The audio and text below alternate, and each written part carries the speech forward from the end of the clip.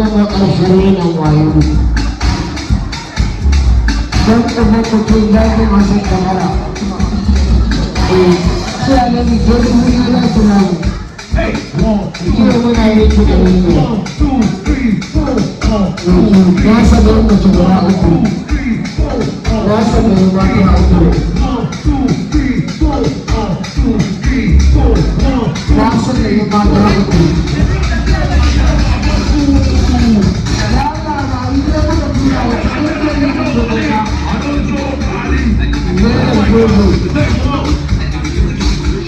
mace ta hudu kenan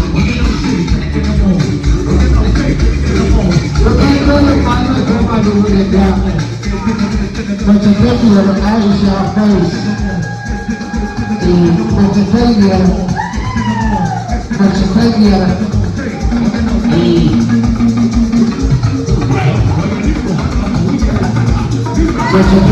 kenan an gano cikin shida ya sanya ne ta wuta ko ce ta shida